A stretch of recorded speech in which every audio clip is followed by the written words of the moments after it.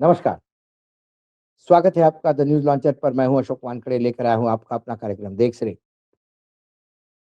बड़ी गज़ब की बात सामने आई और आई तो मैं अब पता नहीं पड़ा कि मैं अपने आप पे हँसूँ या इसको सीरियसली लूँ, क्योंकि चुनाव आयोग जितने अजूबे करे, उतना कम है। अब देखिए ज्ञानेश कुमार ने क्या ज्ञान नया परोसा है। एक खबर है, एमएलसी स्नातक चुनाव में पैच एक खबर है। एमएलसी स्नातक चुनाव से पहले सपा के कैंडिडेट और एमएलसी आशुतोष सिन्हा का नाम ही वोटर लिस्ट से गायब। तो चुनाव लड़ रहा है, उम्मीदवार का नाम ही चुनाव से गायब, जो ऑलरेडी एमएलसी है, विधायक है, वही मतदाता नहीं। गजब। फिर मैंने इसको एक्स-रे से देखा, तो क्या पाया? वाराणसी स्नातक निर्वाचन चुनाव से पहले बड़ी चूक। सपा एमएलसी यानी विधान परिषद के विधायक आशुतोष सिन्हा और उनके परिवार का नाम वोटर लिस्ट से बाहर, जिला अधिकारी से शिकायत, 8 जिलों में मतदान सूची में लापरवाही और गड़बड़ी के आरोप। उत्तर प्रदेश में आगामी विधानसभा स्नातक निर्वाचन चुनाव से पहले मतदाता सूची में एक बड़ी और चौंकाने वाली अनियमितता सामने आने का दावा किया जा रहा है।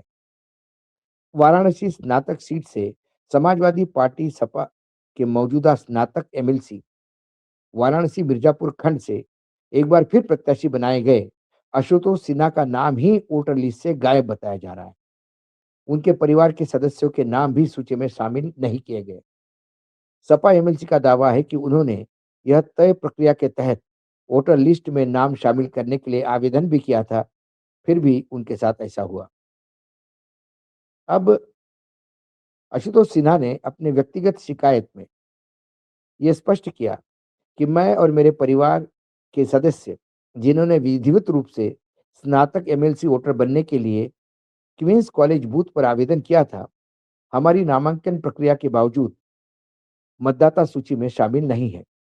इस तरह से इस मंडल के दूसरे जिले में भी समान शिकायतें दर्ज की गई हैं।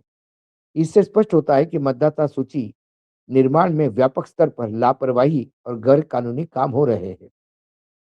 सपा प्रत्याशी आशुतोष सिन्हा ने निर्वाचन अधिकारियों से इस गंभीर चूक पर तत्काल कार्रवाई करने की मांग की। उन्होंने कहा कि सभी 8 जिलों में सभी मतदाता संग्रह केंद्र की पूरी प्रक्रिया की व्यापक, पारदर्शी और तीव्र जांच की जाए। उनके और उनके परिवार के सदस्यों के नाम के साथ-साथ अन्य पात्र मतदाताओं के नाम तुरंत मतदाता सूची में जोड़े जाएँ। जिन अधिकारियों को और कर्मियों ने इस प्रकार की अनियमितता, भ्रष्टाचार और भेदभाव किया है, उनके खिलाफ अनुशासनात्मक कार्यवाही सुनिश्चित की जाए। सपा एमएलसी ने मांग की है कि इस पूरे मामले की रिपोर्ट शासन और निर्वाचन आयोग को भेजी जाए। आशुतोष सिन्हा ने चेतावनी दी कि अगर इस गंभीर मामले को 7 दिन के भीतर कदम नहीं उठाए गए, तो वह हाईकोर्ट, लोकायुक्त, निर्वाचन आयोग में शिकायत दर्ज कराएँगे, साथ ही आंदोलन भी करेंगे। सपा जिलाध्यक्ष सुजीत यादव ने भी इस पूरे मामले को बड़ी लापरवाही बताया। सपा ने कहा कि मौजूदा एमएलसी और प्रत्याशी द्वारा का नाम ही सूची में गायब होना चुनाव से पहले निर्वाचन प्रक्रिया की विश्वसनीयता पर गंभीर सवाल खड़ा कर रहा है। बताइए आप। ये विधान परिषद के अलग-अलग कॉन्स्टिट्यूएंसीज़ होते हैं। अब ये स्नातक वाराणसी मिर्ज़ापुर खंड, वाराणसी मिर्ज़ापुर खंड में जितने स्नातक हैं, ग्रेजुएट्स, ये मतदाता सूची में अपना नाम एनरोल करते हैं और फिर वो मतदाता होते हैं।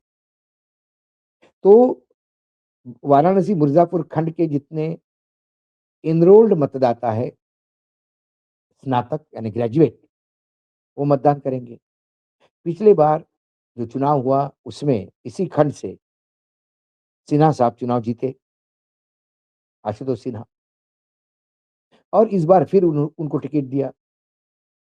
जनरली जब ऐसे चुनाव होते हैं, तो जो उम्मीदवार होते हैं, वो लगातार भ्रमण करके अपने जितने समर्थक होते हैं या जितने स्नातक अलग-अलग कॉलेजेस से निकल के उनके साथ लगातार संपर्क रहता है उनका और उन्हें एनरोल किया जाता है, उनको वोटिंग के लिए लाया जाता है। ये एक अलग प्रक्रिया है, ये आम चुनाव से अलग प्रक्रिया क्योंकि इसमें एक विशिष्ट प्रकार के लोग ही मतदाता होते हैं, क्योंकि ये ग्रेजुएट कॉन्स्टिट्यूएंसी है बनारस मिर्ज़ापुर की। तो वहाँ के मतदाता ज़रूर आशुतोष के साथ होंगे, तभी पिछली बार वो चुनाव जीते। इस बार भी क्योंकि वही मतदाता फिर होते हैं, कुछ नए जुड़ते हैं, तो सारी राजनीतिक दल लगे रहते हैं कि नए से नए लोगों को अपन एनरोल करेंगे और अपना प्रतिशत ज़्यादा बढ़े, तो हम चुनाव हमारा कैंडिडेट जीत सकता है। लेकिन इस बार खेल ये हुआ कि आशुतोष का खुद का ही नाम गायब है लिस्ट से, जबकि उन्होंने कहा कि वो एक बूथ पे जाके बाकायदा उन्होंने एनरोल किया। उसमें परिवार में जितने भी स्नातक हैं, सब उसके मेंबर होंगे। अब आप बताइए, यदि आशुतोष सिन्हा वहाँ से चुनाव का फॉर्म भरते, तो रिजेक्ट होता क्योंकि वो मतदाता ही नहीं है, तो चुनाव कैसे लड़ सकते हैं? क्या ये चुनाव आयोग की गलती नहीं है? जहाँ फॉर्म भरा, वहाँ अभी तक मतलब कंप्लेंट करने के फॉर्म भरने के बावजूद, कम से कम इतनी तो शर्म, लज्जा, लिहाज़ होना चाहिए कि भाई उम्मीदवार है, सिटिंग एमएलए है, इसका नाम कैसा काटे? बाकी कितने नाम कटे होंगे भगवान जाने। यदि इस कॉन्स्टिट्यूएंसी में 10 एक हज़ार ग्रेजुएट्स के नाम कटते हैं, तो आशुतोष सिन्हा चुनाव हार जाएँगे, क्योंकि उनके कौन समर्थक है, ये बिल्कुल अच्छी तरह से चिन्हित होता है। ये मतदाता सूची डिज़ाइन करने का जो खेल है, जिससे चुनाव के नतीजे डिज़ाइन किए जाते हैं। चुनाव के नतीजे डिज़ाइन होते हैं, उसकी एक कड़ी है कि मतदाता सूची ऐसी डिज़ाइन करो कि हमारे विपक्ष के लोग मतदान करने नहीं आए। हमने पिछली बार भी बताया था। बिहार में एसआईआर में यही हुआ। 202 कुल एनडीए का कुनबा चुनाव जीता। उसमें से 128 सीटें ऐसी हैं, जहाँ जो जीत की मार्जिन है एनडीए के उम्मीदवारों की, उससे कई गुना ज़्यादा मतदाता सूची से लोग डिलीट किए गए हैं, निकाले गए हैं।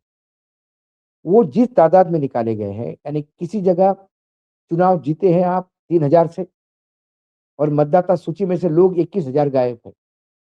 तो ये 21,000 कौन है, क्यों है? यदि इसकी तहकीकात करेंगे, तो आपको बहुत सारे ऐसे मतदाता मिलेंगे, जो विपक्ष के थे लेकिन मतदान देने ही करने नहीं गए। यदि 5-7 हज़ार भी वो निकल जाए, तो आप समझ लीजिएगा 128 सीटों पे में से 100 सीटों पे भी उलटफेर होता है। तो फिर वर्तमान में सरकार किसकी होती? अभी विधानसभा में हम देखते हैं बिहार की, क्योंकि विपक्ष बहुत कमज़ोर मतलब बहुत ही छोटे नंबर पे आ गया है, 30-35 पे। तो जो दंभ बोल रहा है सत्ता पक्ष में आने वाले लोगों का, जो रोज़ खिल्ली उड़ाई जा रही है, ये जनता देख रही है, ये चुनाव कैसे जीते। जब मैं एक से देखता हूँ तो मुझे दया आती है ज्ञानेश कुमार पे, लेकिन क्या करें? एक तो केंद्र सरकार ने नए कानून पारित करके उन्हें एक सुरक्षा चक्र दिया है, बाकी सुरक्षा का एक बड़ा छाता न्यायपालिका उनके सर पे रखे हुए है। कितना भी कुछ किए, तो न्यायपालिका कहती है कि भई चुनाव आयोग तो ठीक ही कर रहा होगा।